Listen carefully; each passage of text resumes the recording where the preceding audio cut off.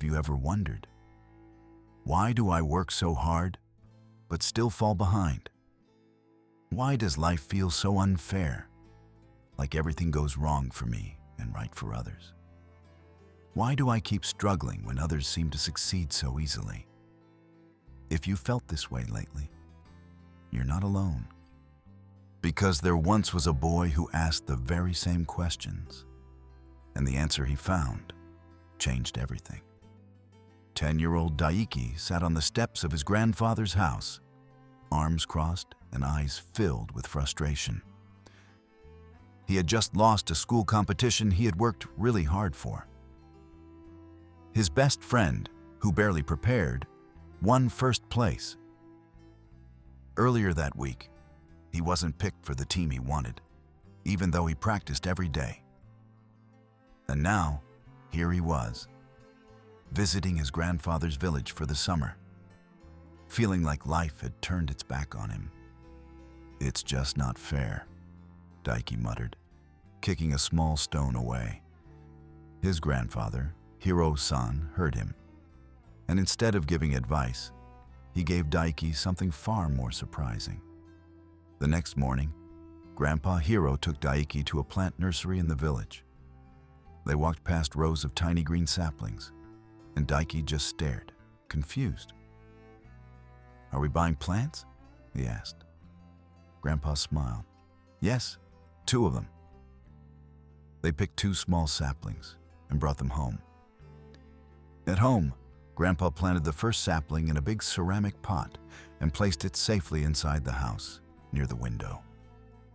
The second sapling he planted in the backyard, directly in the ground, under the open sky. "Which one do you think will grow better?" he asked Daiki. Daiki frowned, still annoyed from the week before. "Obviously the one inside. It's safe there. No rain, no wind, no animals. The one outside, it'll probably die." Grandpa Hiro just smiled and said, "We'll see." Sometimes, what looks safe may not always be best.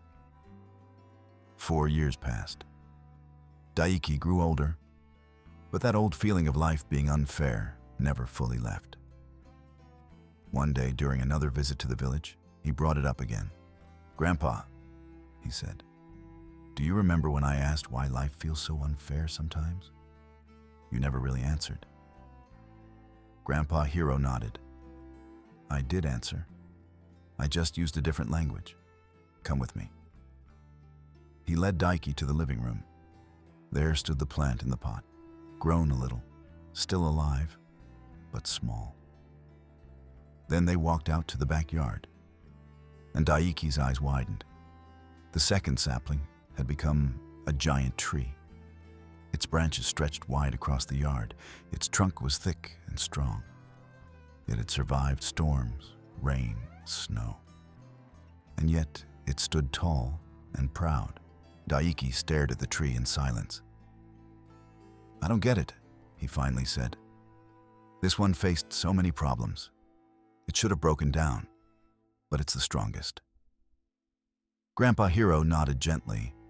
Yes, the plant inside the house had no challenges, no struggle, so its roots never needed to grow deep.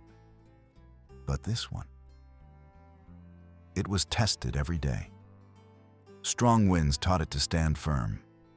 Heavy rains forced its roots to reach deeper into the earth. Every difficulty made it stronger until it became something powerful. Daiki was quiet. The frustration he'd been carrying started to fade, just a little. Grandpa turned to him and said, "Daiki, you thought life was unfair because you had to struggle more. But maybe life was just preparing you to become stronger than the rest. Not every easy win lasts. Not every struggle is a punishment. Sometimes it's a gift in disguise."